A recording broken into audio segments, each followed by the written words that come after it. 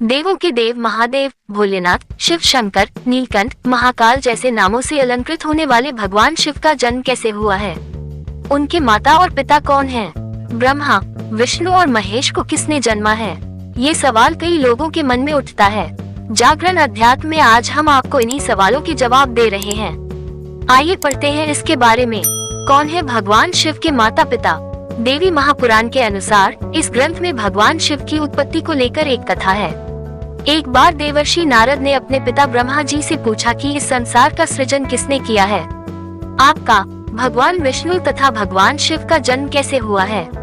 आपके माता और पिता कौन हैं? नारद जी की जिज्ञासा को शांत करने के लिए ब्रह्मा जी ने तब त्रिदेवों के जन्म की कथा सुनाई। उन्होंने बताया कि भगवान सदाशिव आदि ब्रह्म हैं, वही ईश्वर हैं। परम ब्रह्म सदाशिव ने अपने शरीर से आदिशक्ति का सृजन किया। देवी आदिशक्ति ही पार्वती हैं। वो प्रकृति है, महामाया है, बुद्धित्व और विवेक की जननी तथा विकार रहित है। भगवान सदाशिव तथा आदिशक्ति के योग से ही ब्रह्मा, विष्णु और महेश की उत्पत्ति हुई। प्रकृति रूपी आदिशक्ति दुर्गा ही माता है और परम ब्रह्म सदाशिव पिता हैं। जब ब्रह्म देव तथा विष्णु जी में हुआ झगड़ा, कथाओं के अनुसार एक बार ब्रह्मा जी तथा विष्णु भगवान में इस बात को लेकर झगड़ा होने लगा कि वे एक दूसरे के पिता हैं। ब्रह्मा जी कहते कि सृष्टि की रचना उन्होंने किया है तथा विष्णु जी कहते कि तुम मेरी नाभि से निकले हो। तभी परम ब्रह्म सदाशिव उन दोनों के मध्य प्रकट हुए और उन्होंने कहा कि तुम मेरे पुत्र हो। एक को जगत की उत्पत्ति तथा दूसरे को पालन का कार्य सौंपा है। शंकर और रुद्र संहारक हैं। ओम मेरा मूल मंत्र है।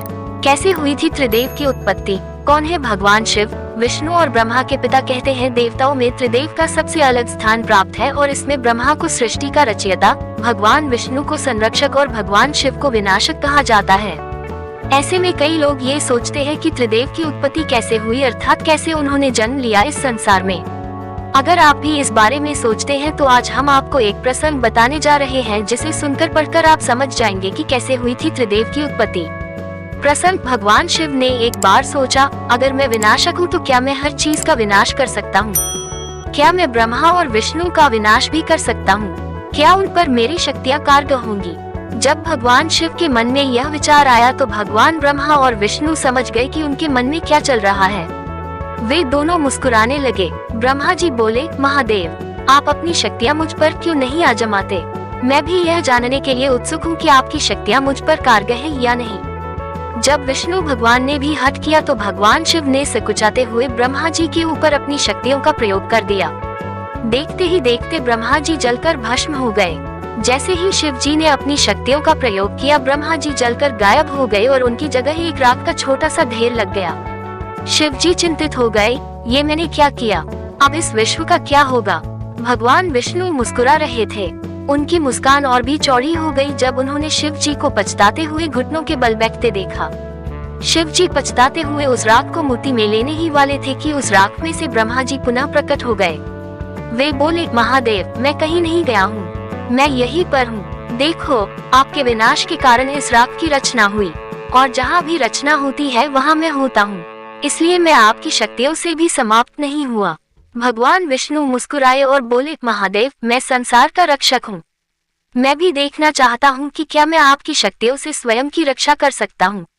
कृपा मुझ पर अपनी शक्तियों का प्रयोग करें। जब ब्रह्मा जी ने भी हठ किया तो शिव जी ने विष्णु जी को भी अपनी शक्तियों से भस्म कर दिया। विष्णु जी के स्थान पर अब वहाँ राख का ढेर था, लेकिन उनकी आवाज राख के ढेर से अब भी आ रही थी। वह आवाज थी, महादेव, मैं अब भी यही हूँ, कृपा रुके नहीं, अपनी शक्तियों का प्रयोग इस राख पर भी कीजिए। तब तक मत रुकिए जब तक कि इस राख का आखिरी कण भी खत्म न हो जाए। भगवान शिव ने अपनी शक्तियों को और तेज कर दिया। राख कम होनी शुरू हो गई। अंत में उस राख का सिर्फ एक कण बचा। भगवान शिव ने सारी शक्तियां लगा दी लेकिन उस कण को समाप्त नहीं कर पाए। भगवान विष्णु उस कण से पुनः प्रकट हो गए और यह सिद्ध कर दिया कि उन्हें भगवान शिव भी समाप्त नहीं कर सकते। भगवान शिव ने मन ही मन सोचा, मुझे विश्वास हो गया कि मैं ब्रह्मा और शिव को सीधे समाप्त नहीं कर सकता, लेकिन अगर मैं स्वयं का विनाश कर लूं तो वे भी समाप्त हो जाएंगे, क्योंकि अगर मैं नहीं रहूंगा तो विनाश संभव नहीं होगा और बिना विनाश की रचना कैसी?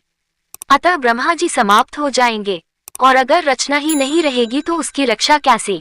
अतः विष्णु जी भी नहीं रहेंगे। ब्रह्मा और विष्णु समझ रहे थे कि शिव जी के मन में क्या चल रहा है। वे दोनों मुस्कुराए। भगवान शिव ने स्वयं का विनाश कर लिया और जैसा वे सोच रहे थे वैसा ही हुआ। जैसे ही वे जलकर राख में तब्दील हुए, ब्रह्मा और विष्णु भी राख में बदल गए। कुछ समय के लिए सब कुछ अंधकार में हो गया। वहां उन तीनों देवों की राख के सिवाय कुछ नहीं था। उसी राख के ढेर से एक आवाज आई, मैं ब्रह्मा हूँ। मैं देख सकता हूँ कि यहाँ राख की रचना हुई है। जहाँ रचना होती है वहां मैं होता हूँ। इस तरह उस राख से पहले ब्रह्मा जी उत्पन्न हुए और उसके बाद विष्णु और शिव जी, क्योंकि जहाँ रचना होती है वहां पहले सुरक्षा आती है और फिर विनाश। इस तरह शिव जी को बोध हुआ कि त्रिदेव का विनाश असंभव है। इस घटना की स्मृति के रूप में भगवान शिव ने उस राख को अपने शरीर से लेप लिया, जिसे शिव भस्म कहा जाता है।